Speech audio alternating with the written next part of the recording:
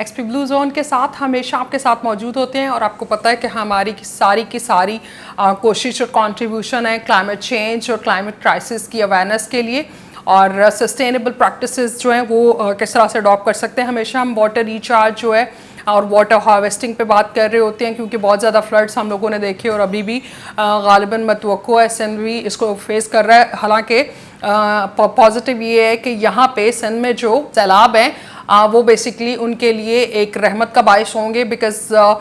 इस दफ़ा थोड़ा सा एक्स्ट्रा वाटर जाएगा और जो हम हमेशा देख रहे होते हैं और सुन रहे होते हैं कि जो दरिया है वो सूख रहा है तो दरिया सूखने की बजाय इस वक्त जो है प्रॉपर एम्पल वाटर जो है वो मुहैया हो सकेगा सिंध को और उनके लिए बेहतरी आएगी एग्रीकल्चर सेक्टर में और जितनी पानी की किल्लत और पानी के क्राइसिस को वो फेस कर रहे होते हैं इस वक्त नेचुरल रिसोर्सेज की तरीके से सिंध के लिए एक ये बेहतरीन प्लेटफॉर्म होगा कि सिंध के लोग जो हैं वो इस एक्स्ट्रा फ्लड और इस सुपर फ्लड से बेनिफिट उठा सकेंगे। वाटर हार्वेस्टिंग के अगर हम थोड़े से बिगर लेवल पे बात करें तो वो इस तरह से कि आज पर्टिकुलरली हम हमेशा वाटर रिचार्ज की बात कर रहे होते हैं, डोमेस्टिक लेवल पे किस तरह से कंट्रीब्यूट कर सकते हैं, इंडिविजुअल लेवल पे किस तरह से कंट्रीब्यूट कर सकते हैं। आज हम बेसिकली बात करना चाह रहे हैं कि वाटर हार्वेस्टिंग जो है कमर्शियल प्रोजेक्ट्स में किस तरह से की जा सकती है। उसमें दुनिया जो है बहुत ज़्यादा अडॉप्ट कर रही होती है दो तरीकों को, one is wetlands and another is ponds. अब इसमें थोड़ा सा एक माइनर डिफरेंस होता है। पॉन्ड्स जो होते हैं वो स्मॉल बॉडीज ऑफ वाटर होते हैं जो कि बेसिकली एक स्टैंडिंग वाटर की सूरत में होते हैं और वो डिफरेंट तरीक़ों से ज़राअत के शोबों को और फिर इरिगेशन के डिपार्टमेंट्स जो हैं उनको काफ़ी हद तक हेल्पफुल हो रहे होते हैं। जबकि जो वेटलैंड्स हैं वो थोड़े से बिगर प्लेटफॉर्म पे होते हैं, उसके बेनिफिट जो हैं वो भी वर्सटाइल किस्म के हैं और उसमें चीज़ें जो होती हैं वो भी गालबन थोड़ी सी मुख्तलिफ होती हैं। वो बेसिकली वाटर के बड़े बड़े से मार्शियस स्वैम्प्स या बॉक्स जो हैं वो क्रिएट किए जाते हैं या फिर नेचुरली भी एग्जिस्ट कर रहे होते हैं कुछ एरियाज़ के अंदर। सो बेसिकली वेटलैंड्स जो हैं वो वाटर सॉइल को कवर करने के लिए इस्तेमाल किया जाता है और वाटर स्टोरेज के लिए भी इस्तेमाल किया जाता है। उसमें पर्टिकुलरली होता ये है वेटलैंड्स का मकसद वो बेसिकली सबसे एलिमेंट्री वर्क जो होता है वो है फ्लड कंट्रोल के लिए, दूसरा वाटर मैनेजमेंट के लिए, तीसरा वाटर प्योरिफिकेशन के लिए और वो बहुत ज़्यादा सूटेबल होते हैं लो लाइंग एरियाज़ के अंदर बेसिकली क्योंकि जब पानी बहाव ऊपर से आ रहा होता है हाई ऑल्टीट्यूड्स की जो प्लेसेस हैं वहाँ से जब पानी ज़मीनी इलाकों की तरफ आ रहा होता है तो वहाँ पे चाहे वो पहाड़ों के करीब हो या फिर वो मैदानी इलाके हों, वेटलैंड्स जो है वो बहुत बेनिफिशियल साबित होती हैं और पूरी दुनिया में वेटलैंड्स को बड़ा स्ट्रॉन्गली जो है वो अडॉप्ट किया जा रहा है और ये बहुत ज़्यादा बेनिफिशियल होते हैं अबैंडन्ड एरियाज़ या ओल्ड फार्म लैंड्स जो होती हैं उनके लिए, जहाँ पे हमारे पास मिसाल मौजूद है हमारे बहावलपुर साइड और चौलिस्तान के एरियाज़ की, उसी तरह से स्कर्दू के एरियाज़ में भी और स्कर्दू में इंटरेस्टिंगली बहुत इंटरेस्टिंग चीज़ जो चल रही होती है वो खारपोश वेटलैंड कॉम्प्लेक्स भी एक चल रहा है जो कि बड़ा इंकरेजिंग प्रोजेक्ट है बिकॉज गवर्नमेंट ने इस पे काफ़ी ज़्यादा इनिशिएटिव्स लिए हैं कि हम किस तरह से वेटलैंड्स जो हमारी नेचुरल हैबिटेट की ऑलरेडी एग्जिस्ट करती हैं उस तरह से उनको प्रोटेक्ट किस तरह से किया जा सकता है, उनकी प्रोटेक्शन और उनकी इम्प्रूवमेंट के लिए किस तरह से इम्प्लीमेंटेशंस जो हैं वो की जा सकती हैं। और उसके साथ साथ जी गवर्नमेंट ने काफ़ी इनिशिएटिव लिए हैं कि हम लोगों ने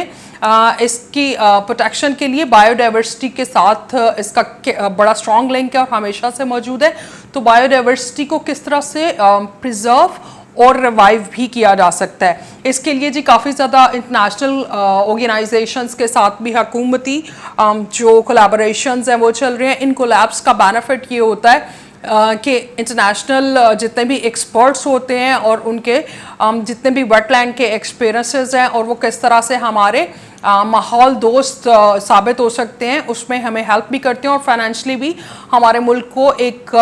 एड मिलती है हमारे वेटलैंड्स जो हैं उनको रिस्टोर करने के लिए। अब जैसा कि मैंने जिक्र किया कि अबैंडन्ड एरियाज़ जो हैं उसमें और फार्म लैंड्स जो हैं इसमें ये बड़े मौवन गार साबित होते हैं और उसके साथ साथ जी ये जो अलॉन्ग साइड द रिवर्स होते हैं और स्ट्रीम लाइन्स होती हैं उनको भी ये काफ़ी हद तक प्रोटेक्ट कर रहे होते हैं वेटलैंड्स बिकॉज हम अक्सर देखते हैं जैसा कि कच्चे का इलाका बड़ा फेमस है या नोटोरियस है, I don't know, but like yes, कच्चे का इलाका जितना भी अलोंग द रिवर, जितना भी रिवर बेल्ट्स होते हैं उन पे इस तरह की आबादियां जो है वो पाई जाती हैं। और उसके साथ साथ जी हमें फिर रिवर बेल्ट्स पे एग्रीकल्चर के एरियाज भी मिल रहे होते हैं। तो वेटलैंड्स जो क्रिएट करने का मकसद होता है वो ये है कि एक्सेसिव वाटर जो है वो आपका स्टोर होगा, उसके साथ साथ आपका फ्लड कंट्रोल में आपको बहुत ज़्यादा हेल्पफुल साबित होते हैं, बिकॉज उसमें जो स्पेसिफिक किस्म की वेजिटेशन होती है, जो ख़ास किस्म के आबी पौधे बोलते हैं उनको, वो बेसिकली आप लोगों को प्रोटेक्ट कर रहे होते हैं आपकी सॉइल को स्टेबलाइज करने के लिए, आपकी सॉइल को फर्टिलाइज करते हैं, वाटर मैनेजमेंट करते हैं, फ्लड कंट्रोल करते हैं, और आपकी जो सॉइल एरोजन होती है उसमें भी हेल्प करते हैं, और प्रिवेंट करते हैं आपके रिवर बैंक्स को halogen along side the shore line जो है उसको भी प्रिवेंट करने में बड़े हेल्पफुल साबित होते हैं। और जैसा कि हम लोगों ने पर्टिकुलरली बताया कि ग्राउंड वाटर जो है रिचार्ज उसमें हेल्पफुल, और फिर बहुत ज़्यादा हेल्प इसकी होती है बायोडाइवर्सिटी को प्रिजर्व करने के लिए। इंडस रिवर डेल्टा जो है ये इसकी बहुत बड़ी एग्जांपल मौजूद है सिंध के अंदर वेटलैंड की, जो कि पाकिस्तान में मौजूद है। उसके साथ साथ जी मैनग्रोव फॉरेस्ट जो है that is also along the coast, that is again a very vivid example of wetlands in Pakistan. फिर उसके बाद लेक और मार्शेस में अगर देखें तो खलजी लेक जो है और अंचार लेक जो है वो पाकिस्तान में वेटलैंड्स की बेहतरीन मिसालें हैं। और उसके बाद जैसा कि मैंने शुरू में भी जिक्र किया कि स्कर्दू में जो खारपोश वेटलैंड कॉम्प्लेक्स है स्कर्दू रीजन में बेसिकली, सो उस पूरे रीजन के अंदर ये बहुत हेल्पफुल होते हैं, पर्टिकुलरली उन रीजन्स में, इसलिए कि वहाँ पे पानी जो है वो उसका बहाव बहुत ज़्यादा होता है, तो ये ज़मीन को ग्रिप किए रखते हैं, आपके वाटर को मैनेज भी कर रहे होते हैं और प्योरीफाई भी कर रहे होते हैं। उसके साथ तीसरा बड़ा फ़ायदा जो होता है फ्लड कंट्रोल्स में हेल्पफुल होते हैं, बिकॉज जब आपके एवलांचेस आते हैं या फिर आपके ग्लेशियर मेल्ट आ रहे होते हैं तो फिर उसको वेटलैंड जो है पॉकेट्स के तौर पे सराउंडिंग एरियाज में माउंटेन्स और ग्लेशियर्स के वो आप लोगों के फ्लड कंट्रोल को हेल्प करता है। पॉन्ड्स की एग्जांपल, पॉन्ड्स का जिक्र कम इसलिए किया कि वेटलैंड्स आर मोर एफिशिएंट अगर हम उसको पंजाब जैसे इलाकों में या पर्टिकुलरली अगर हम पहाड़ी इलाकों में भी, so it is of the same benefits in both of the places. उसके साथ साथ जी पॉन्ड्स जो हैं वो स्मॉल स्टैंडिंग बॉडीज़ होती हैं जो कि आपने बहुत सी जगहों पे देखे होंगे, ख़ासतौर पर रूरल एरियाज़ जो हैं उसमें बनाए जाते हैं। सो उनका बेसिक पर्पस ये होता है कि इरिगेशन के लिए यूज़ किया जाता है पॉन्ड्स को, या फिर दूसरा उसका प्राइम पर्पस जो होता है वो ये होता है कि आपके लाइफ स्टॉक जो है उसकी वाटरिंग के लिए जितना भी वाटर यूजेज होता है लाइफ स्टॉक का उसके लिए इस्तेमाल किया जाता है। फिर उसके बाद जी एक्वा कल्चर जो है उसको भी सपोर्ट करता है। अगर हम बात कर लें अर्बन एरियाज़ में पॉन्ड्स की, तो अर्बन एरियाज़ में कुछ जगहों पे हमें पॉन्ड्स मिलते हैं जिसमें मेजॉरिटी लेवल पे जो है हम लोगों को रिक्रिएशनल पर्पस के लिए मिलते हैं, या फिर जब पार्क्स वगैरह में आप छोटे मोटे लेक्स या पॉन्ड्स देखते हैं, सो वो अगर हम उसको वेटलैंड्स को अडॉप्ट करें तो उसके there are numerous benefits we can get out of the wetlands.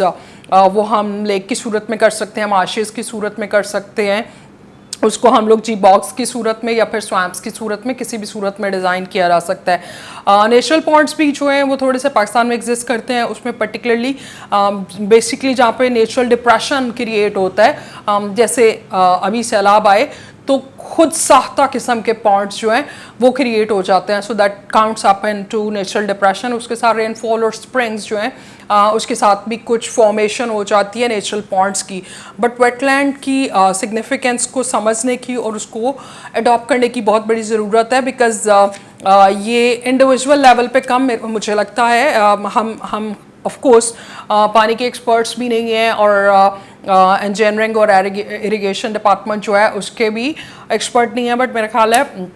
जो हमारे इन एरियाज़ के एक्सपर्ट्स हैं वो इस चीज़ को ज़रूर अंडरस्टैंड करते होंगे कि वेटलैंड्स की कितनी सिग्निफिकेंस है, और अर्बन एरियाज़ में और ख़ुसूसी तौर पर शुमाली इलाका जात जो हैं उनमें ये किस तरह से हेल्पफुल हो सकते हैं। सो वेटलैंड्स को भी कंसिडरेशन में रखिए, might it could be helpful as well. अल्लाह हाफ़िज़।